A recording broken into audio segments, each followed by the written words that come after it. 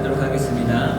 하나님, 주님 앞에 기쁨과 즐거움으로 예물을 드립니다. 받으시고 기뻐하시고 하나님의 나라와 하나님의 영광을 위해서 이 물질이 아름답게 쓰여지게 허락하여 주시옵소서. 우리 성도들의 삶이 풍성하게 하시고 슬픈 교회가 하나님의 일을 감당할 수 있도록 넉넉히 채워 주시옵소서. 또 아버지, 어린이를 축복합니다. 하나님의 뜻과 하나님의 능력으로 우리 어린이를 축복하여 주셔서 하나님 새로워지고 믿음의 사람으로 하나님 이 땅 가운데서 빛과 소금으로 살아가게 축복하여 주시옵소서. 감사합니다. 오늘은 특별히 하나님 말씀을 우리 고창성 목사님이 전해주실 때 하나님 그 치유의 능력이 우리 고 목사님을 치유하셨듯이 예배를 드리는 우리들의 삶을 또 아픈 자들을 이 시간 좀 회복하시고 치유하여 주시옵소서. 감사합니다. 예수님의 이름으로 기도합니다. 성경 말씀을 보도록 하겠습니다. 성경 말씀은 시편 62편 1절 8절 말씀입니다. 시편 62편 1절로 8절 말씀 교독하도록 하겠습니다. 나의 영혼이 잠잠히 하나님만 바라며 나의 구원이 그에게서 나오는도다. 이제 그만이 나의 반석이시오 나의 구원이시오 나의 곁에 있으니 내가 평생 쓰지 아니하리로다. 넘어지는 담과 흔들리는 울타리같이 사람을 죽이려고 너희가 일제히 공격하기를 언제까지 하려느냐. 그들이 그를 그의 높은 자리에서 떨어뜨리기만 회하고 거짓을 즐겨하니 입으로는 축복이요 속으로는 저주로다. 나의 영혼아 잠잠히 하나님만 바라라. 물은 나의 소망이 그로부터 나오는도다. 오직 그만이 나의 반석이시오 나의 구원이시오 나의 요새이시니 내가 흔들리지 아니하리로다. 나의 구원과 영광이 하나님께 있으며 내 힘의 반석과 피난처도 하나님께 있도다. 백성들아 시로 그를 의지하고 그의 마음을 다하라. 하나님은 우리의 피난처시로다. 살라. 아멘. 오늘은 우리가 금요 예배 때 우리 같이 기도했었는데 우리 고창성 목사님이 암에 걸렸었는데 하나님의 놀라운 또 역사와 또 의료진의 도움으로 다 치유가 되셨습니다. 그래서 행하셨던 그 은혜들을 오늘 나누길 원하는데 이 말씀을 듣는 우리들에게도 동일한 치유의 역사가 일어나길 예수님의 이름으로 축복합니다. 나오실 때 우리 할렐루야로 환영해 주시기 바랍니다. 할렐루야. 네, 감사합니다.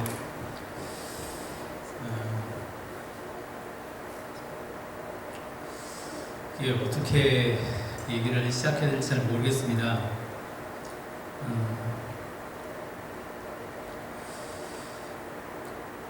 양복을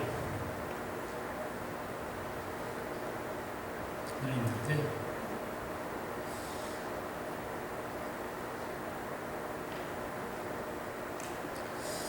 작년에 아프면서 다시 양복 입을 수 있을까? 알게 돼 혹시 내가 장신에 있는 거 아닐까?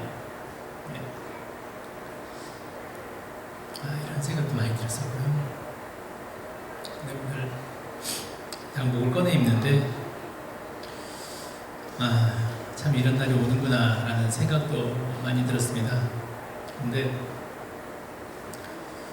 그렇게 회복할 수 있는 거는 일단은 세계를 품은 교회에서 기도해 주시고 또 많은 분들이 기도해 주셔서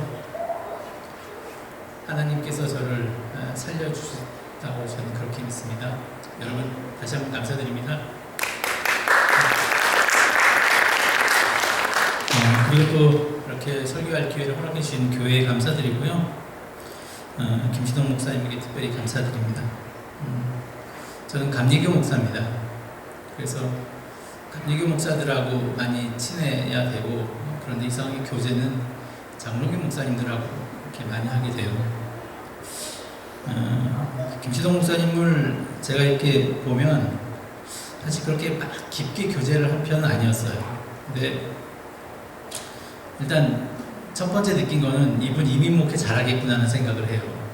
왜냐면 저도 여기서 2006년부터 이민 목회를 하면서 큰 교회 부목사도 해봤고요. 출석 한 600명 이상 하는 교회에서 부목해 보면서 수많은 사람들을 만나봤어요. 근데 이민자들의 이민 목회하는 목사들에게 가장 중요한 덕목은요, 교인이 무슨 말을 했는지 정확하게 기억하는 거예요. 괜히 어떤 목사님도 이러죠. 아, 집사님 전화할게요. 이렇게 하는 목사님 계세요. 그러면서 전화 안 해요. 그런 분들이 계세요. 근데 이민 목회하려면 그런 거 굉장히 조심해야 되거든요. 근데 제가 본 김시동 목사님은 본인이 말한 것의 무게와 가치를 아는 분이세요. 네. 그런 분들이 이민 목회는 분명히 성공합니다. 그리고 보면 이런 사람이 있죠. 생일이면 축하해 열심히 말은 해줘요. 근데 뭐 실속은 아무것도 없어. 근데 어떤 사람은 생일 축하해 이런 말 아무 말도 안 하는데 조용히 와서 커피 쿠폰 하나 쓱 넣어주고 가는 그런 사람들이 있어요. 그렇죠? 목사님 어떤 쪽일까요? 제가 본 목사님은 두 번째입니다. 아직까지 본 목사님은. 하여튼 감사드리고요. 다시 한번 불러주셔서 감사드리고, 여러분들께서 기도해 주신 덕분에 제가 정말로 하나님의 은혜로 이렇게 다시 한번 여러분들과 말씀을 전할 기회를 갖게 되었습니다. 오늘 말씀은 제 개인적인 간증과 그리고 또 하나님의 말씀을 여러분들에게 나누기로 하는데, 저는 작년에 6월 18일에 서리 메모리얼 호스피털 응급실로 갔습니다. 간 이유는 허리가 너무 아팠어요. 허리가 어느 정도냐면 여기서부터 저 교회 앞에까지도 걸어가지 못하겠어요. 너무 아팠고, 그리고 이 다리가 굉장히 많이 부었습니다. 집에서 화장실도 못 가겠는 거예요. 너무 힘들었어요. 정상적인 생활을 할 수 없어가지고 그 811에 전화를 했더니 빨리 응급실로 가야 되겠다라고 그렇게 널스가 이야기를 해서 이제 6월 18일에 서리 메모리얼 호스피털 응급실로 이제 갔습니다. 3시간, 4시간 정도 기다리고 추어스 안도를 먼저 했어요. 추어스 안도를 한 다음에 갑자기 이제 간호사가 부르더니만은 CT를 찍자고 이렇게 하더라고요. 근데 이제 그 CT 찍은 다음에 한 30분 뒤에 닥터가 오더니 이 다리가 부은 이유는 먼저 여기에 블러드 클럿이 큰 게 있다는 거예요. 오른쪽 다리에. 그래서 피가 제대로 통하지 않기 때문에 다리가 부은 것이고, 두 번째는 오른쪽 키드니 신장에 투머가 있다. 그게 얼마나 되냐 했더니 6.8cm 된다. 이제 그렇게 이야기를 하더라고요. 그래서 바로 입원했습니다. 바로 입원했고, 그리고 16일간 병원에 있었고요. 작년 오늘이 제가 병원에서 태어난 날입니다. 7월 4일. 네. 이 병원에 가면 acute 이런 말이 써 있잖아요. 얼마나 싫은지 몰라요. 이상하게 제가 중환자에서 그런지 모르겠지만 제가 간 병실마다 그 글자가 있는 거예요. 그래서 그 글자가 정말 싫었습니다. 그러면서 작년 7월 21일부터 올해 2월까지 이제 항암 치료를 받았는데요. 정확히 2020년 7월 21일부터 2021년 2월 16일까지 총 11차례 인퓨전 받았고요. 그리고 7개월 동안 이제 먹는 약을 또 먹었습니다. 제가 처음에 암센터와 그리고 처음으로 이 인퓨전 항암 치료를 받으러 간 날 기억해요. 얼마나 긴장이 되든지 이걸 들어가면 꼭 죽을 것 같더라고요. 정말 사람을 만나면. 네. 어떻게 되게 이제 넘어왔습니다. 항암 치료를 받다 보면 여러분의 여러분의 위기가 이제 옵니다. 첫 번째 위기는요. 2차 항암 치료까지 항암 치료 키모테라피를 받으면 바로 그 사이드 이펙트가 나오지 않고 2주 정도 지나면 나오기 시작해요. 2주나 3주 정도 지나기 시작하면 이제 나오기 시작하는데, 설사를 하기 시작하는데 진짜 일주일 만에 5kg, 6kg 쭉쭉 빠지더라고요. 네, 순식간적으로 쭉쭉 빠지더라고요. 정말 이 마음이 불안하더라고요. 안 걸리면 살이 빠진다는데, 체력이 안 된다는데, 이러면 안 되겠다 싶어서 정말 열심히 먹었습니다. 네, 열심히 먹었어요. 혹시나 여러분 살 빼려고 다이어트 할 생각 하지 마시고요. 네, 하지 마십시오. 제 집사람은 아프기 전에 저보고 뭐 5kg만 더 빼야 된다고 하는데 이제 절대 이제 저한테 그런 얘기를 하지 않습니다. 거울을 봐도 스트레스가 돼요. 거울을 봐도 계속 걸었는데 걸으면서 지나가는 차에 비친 유리에 비친 내 모습만 봐도 정말 내가 아프다구나 이제 느끼기 시작했습니다. 두 번째는요, 머리가 빠지기 시작합니다. 근데 저는 사실 그렇게 많이 빠진 편은 아니었어요. 근데 지금 많이 나긴 했는데 머리가 빠지기 시작하고 이제 멀미기를 좀 느끼기 시작을 해요. 그러면 이제 심한 경우는 정말 여러분 24시간 배멀미 한다고 생각하시면 돼요. 그리고 토하고, 그리고 막 손끝이 막 저려오고, 그리고 피부 같은 것들이 굉장히 예민한 부분들이 굉장히 더 예민해져요. 예를 들어서 보통 사람들이 먹는 김치가 여러분들이 먹을 때 저는 굉장히 매워요. 굉장히 피부들이 예민해지다 보니까. 그리고 정상적인 경우에 약 바르면 한 이틀 만에 낫는 그런 피부염 같은 거 있잖아요. 이게 한 달까지 가요. 그만큼 저항력들이 많이 빠지다 보니까. 이제 그러면서 사람에게 두려움이 다가오는데, 세 번째 고비는요, 날짜도 정확히 기억을 해요.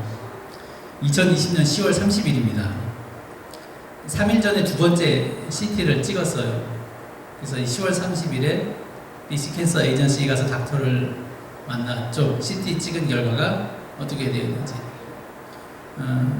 항암 치료를 하기 시작한부터는 계속해서 암세포가 갈 때마다 CT 찍을 때마다 줄어들었다 이제 그렇게 얘기를 했어요. 이제 두 번째 CT를 찍고 이제 닥터랑 이야기하면서 뭐 수술 경과 그러니까 이 항암 치료 잘 되고 있고 또 얼마 좀 줄어들었고 뭐 이런 얘기들이 서로 오고 갔습니다. 그러다가 이제 닥터가 할 말 없냐 이제 저한테 그렇게 물어보는 거예요. 그러니까 저는 그 전에 무슨 일이 저한테 있었냐면요, 항암을 하다 보니까 약 기운인지 모르겠지만 이 다리가 조금씩 풀리더라고요. 이제 걸을 수가 있겠더라고요. 그러면서 그냥 가만히 있으면 뭐하냐, 운동이라도 하자. 그래서 아침 먹고 걷고, 점심 먹고 걷고, 저녁 먹고 걷고, 그리고 아내가 국민체조라도 합시다 하면서 체조 같은 것도 하고, 또 하다 보니까 조금 몸이 올라오는 것 같은 생각이 들어서 이 푸시업도 좀 할 수가 있겠더라고요. 그래서 뭐 처음에는 한 5개, 한 일주일에 10개 뭐 이런 식으로 하는데, 제 아내가 이제 버릇이 하나 있기 때문에 꼭 플러스 1을 시켜요. 예를 들어서 체조 한 번 하면 한 번 더 해라, 5개 하면 7개 해라, 뭐 이런 버릇이 있습니다. 근데 그런 거 다 하다 보니까 이렇게 몸이 좀 올라온다는 느낌에서 되게 열심히 해야지라고 하다 보니까요, 이쪽 어깨가 어느 날 굉장히 아프더라고요. 여기가 어느 정도 아프냐면 이틀 동안 잠을 못 잤어요. 아마 근육이 파열되면 그렇게 되는 것 같아요. 이틀 동안 잠을 못 자겠더라고요. 여기가 굉장히 아파가지고. 그러다 보니까 여기가 좀 뭔가 불룩해지고 이렇게 되더라고요. 닥터랑 얘기할 때 어디 아픈데 뭐 할 말 없냐 이렇게 하니까 여기 좀 아파, 여기 좀 뭐 불룩해 있어, 이거 왜 그래 했더니 갑자기 분위기가 싹 바뀌는 거예요. 네. 그 전까지는 치료 잘 되고 있어, 항암 치료 잘 받으면 괜찮을 거야, 뭐 이런 얘기에다가 그 사람이 먼저 얘기한 게 아니라 제가 먼저 여기가 아파 그랬더니 갑자기 분위기가 바뀌면서 이거 암 전이 같다고, 단순 근육통이 아니라 이거 암 전이 같다, 갑자기 그런 얘기를 하는 거예요. 아니 CT를 찍었으면, 예를 들어서 CT를 찍었으면 다 봤을 거 아닙니까? 그런 얘기 무슨 흔적이 있을 거 아니에요? 그럼 처음부터 야, 수술 결과, 이 항암 치료 결과 이렇게 잘 되고 있는데 내가 보니까 여기 좀 뭐가 있더라, 그러니까 네가 다시 한번 여기 뭐 울트라 사운드를 하든지 뭘 해봐야 되겠다. 뭐 이렇게 얘기하면 되는데 그런 말 아무런말도 없다가 제가 여기 아파. 그랬더니 그제서야 무슨 뭐 이거 암 전이 됐다 등등 뭐 그런 얘기를 하는 거예요. 예. 근데 알고 봤더니 이제 한국에 있는 제 친구 의사한테 물어봤더니 일단은 암 환자에게 어떤 병이 발견되면 룰아웃이라고 해가지고 다른 진단은 안 내드린다고 그렇게 얘기를 하더라고요. 그냥 암 전이된 걸로 일단 이렇게 가장 월스트 케이스로 이렇게 진단 내리고 시작을 한다고 그렇게 얘기를 하더라고요. 이게 황당하죠. 네, 얘기 잘 되다가 같이 가신 전사님 계세요.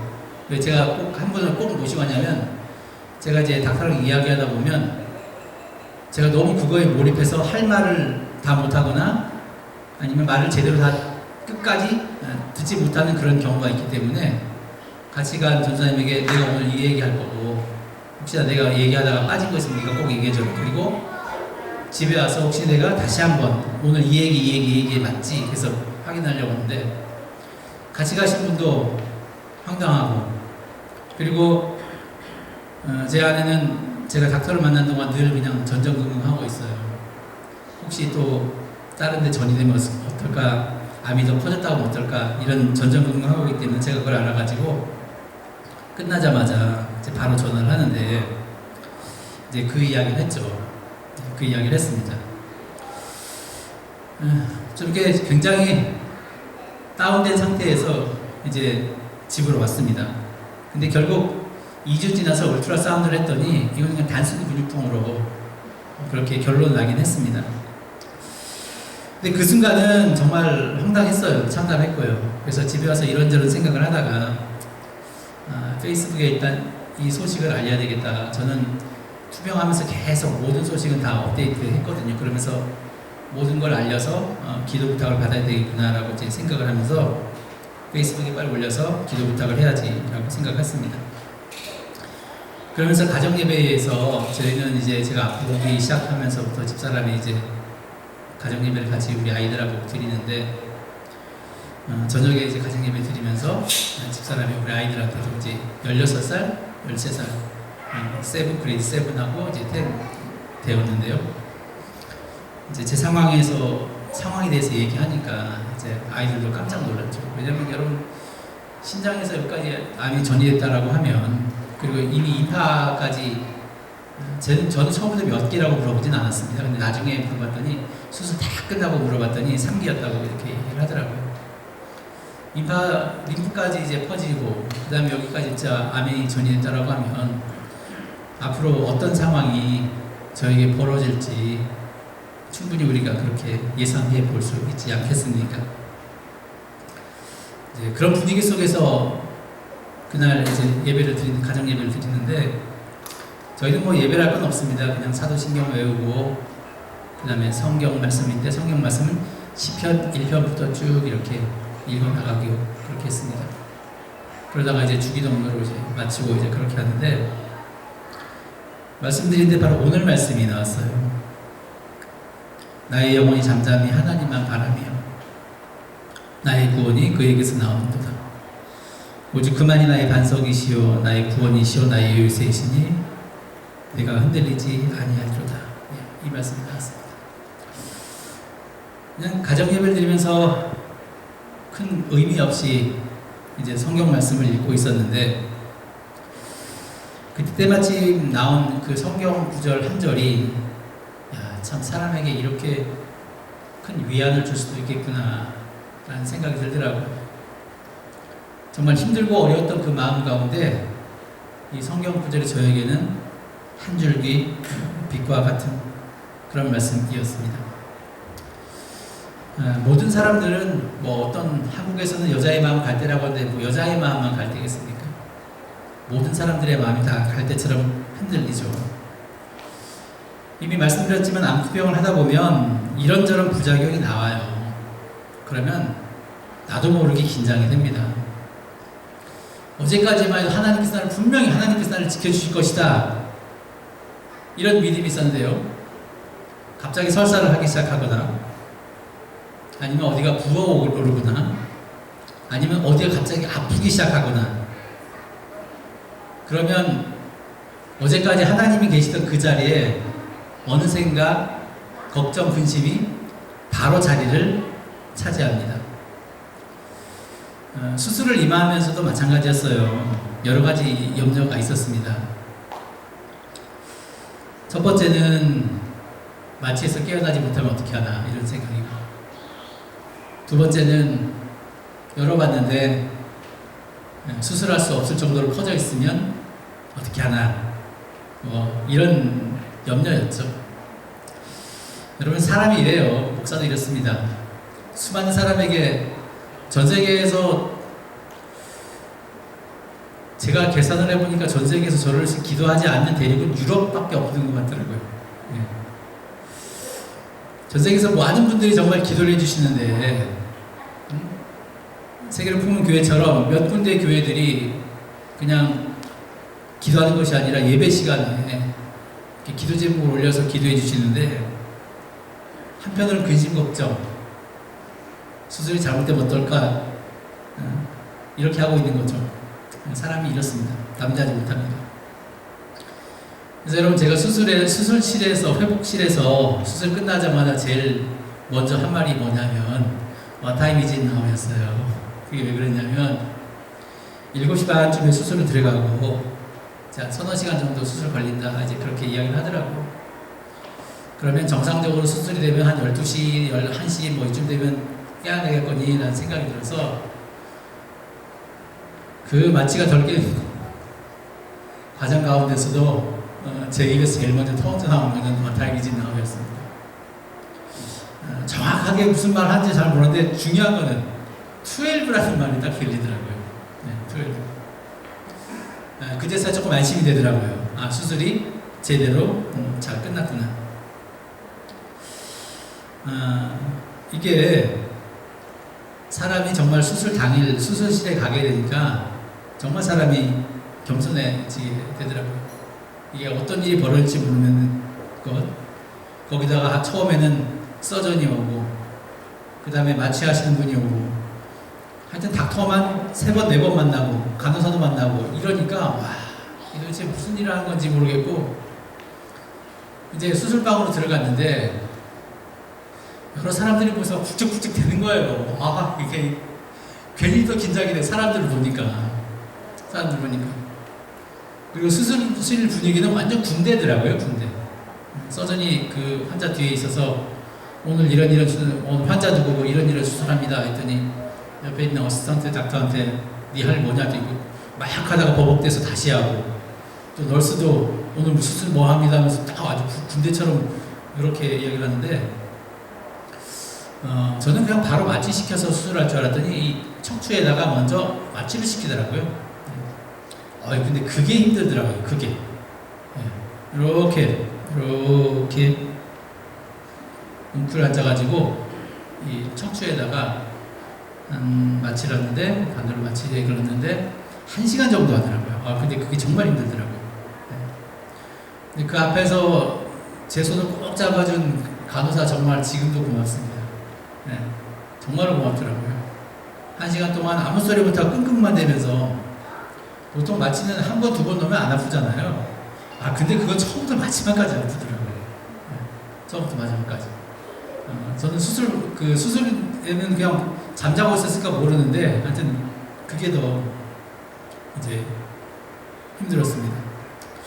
여러분, 목사라고 해도 사람이기 때문에 흔들리기 마련입니다.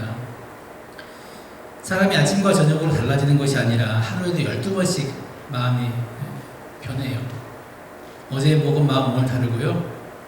오늘 다시 잡은 마음이지만 또 금세 흔들리고 공허해집니다. 사람이 왜 이렇게 나약한지 모르겠습니다. 그런데 성경에 보면 믿음의 영웅이라고 하는 다윗도 우리와 별반 다르지 않습니다.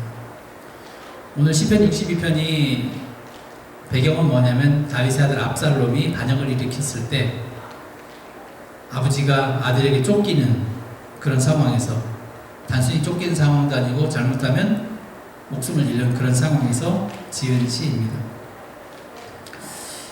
오늘 시는 다윗이 흔들리고 있을 때 하나님께 간구하는 내용인데, 다윗이 얼마나 답답한 현실을 겪고 있는지는요, 영어나 한글로 된 성경보다는 히브리어 성경을 보면 더 그게 절절하게 나타납니다. 1절을 히브리어 성경 말씀으로 보면 동사가 하나도 없어요. 그러니까 이렇습니다. 원문 뉘앙스를 최대한 살려서 1절을 번역해 보면 진실로 하나님으로부터 나의 영원, 그로부터 나의 구원, 이렇게 되는 거예요. 사람이 너무 황망해가지고 정신이 없으면 말이 제대로 나오지 않잖아요. 이성적인 생각이 되지 않잖아요. 이제 그런 겁니다. 하나님은 나의 구원이시니 나의 피할 바위시오 요새시오 구원이시로다, 이런 게 나오지 않는 거예요. 하나님 지켜주세요. 뭐 이렇게 계속 막 말이 튀어나오는 거죠. 근데 이런 다윗의 상황이지만 다윗은 하나님을 놓치지 않아요. 시편 62편의 특징은요, 1절, 2절, 4절, 5절, 6절, 9절에 같은 단어가 계속해서 반복된다는 겁니다. 성경에서 한 3번 정도 이상 같은 단어가 반복되면 그건 굉장히 많이 반복된 거라고 얘기할 수 있는데요. 여기에 6번이나 6번이나 아크라는 단어가 이제 계속 반복되고 있는 것을 볼 수 있는데, 히브리어 아크는요, 확실히, 오직, 분명히, 진실로, 이런 식으로 번역이 됩니다. 그러니까 아크가 6번이나 반복되었다고 하는 것은 다윗이 지금 상황이 정말로 힘들고 어렵지만 의지적으로 이것을 돌파하겠다라는 그런 표현입니다. 그러니까 이렇게 되는 거죠. 하나님만 바라봅니다가 아니라 아크를 써서 나는 확실히 하나님만 바라봅니다, 이렇게 되는 것이고, 주님만이 구원이십니다가 아니라 오직 주님만이 구원이십니다. 하나님만 의지합니다가 아니라 진실로 하나님만 의지합니다, 이런 내용이라는 것이죠. 하나님 저 정말 많이 흔들려요. 하지만 오직 하나님만이 진실로 나의 구원이심을 믿습니다. 하나님, 저는 진실로 주님만 바라보면서 이 상황을 이겨나가겠습니다.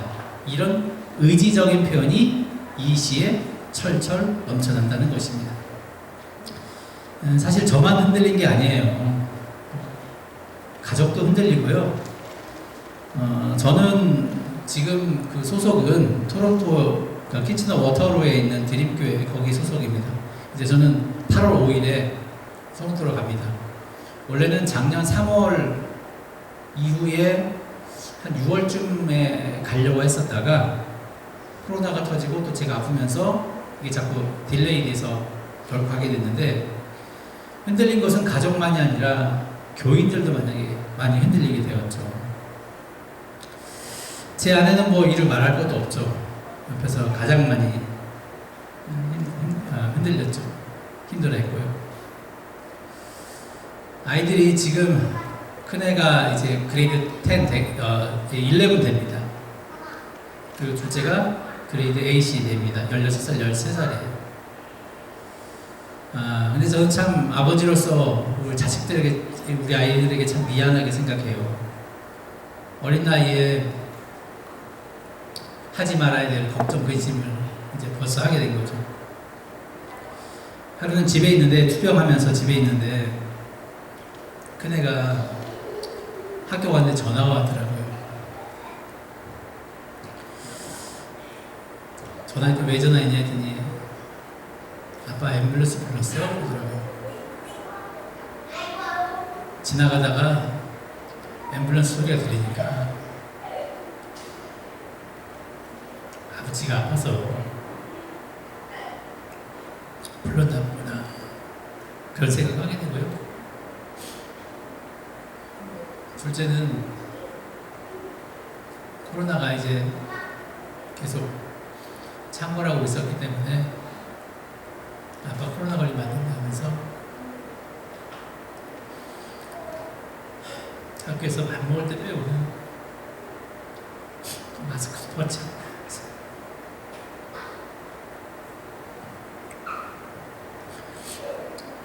집에 오면 바로 아이들이 자꾸 먼저 참 아픈 시기를 보냈죠. 교인들은 얼마나 힘들었겠습니까? 이제 곧 담임 목사가 새로 오는데 암에 걸렸다고 하니까 올지도 안 올지도 모르는 그런 상황이었고, 그나마 좀 호전되었다고 하니까 이제 희망이나 걸 수 있는데 갑자기 뭐 저온이 막 이런 말이 나왔으니까 교인들이 얼마나 힘들었겠습니까? 제 개인적인 얘기를 잠시 해보면, 저는 2019년 12월에 미국 교회 청빙대에서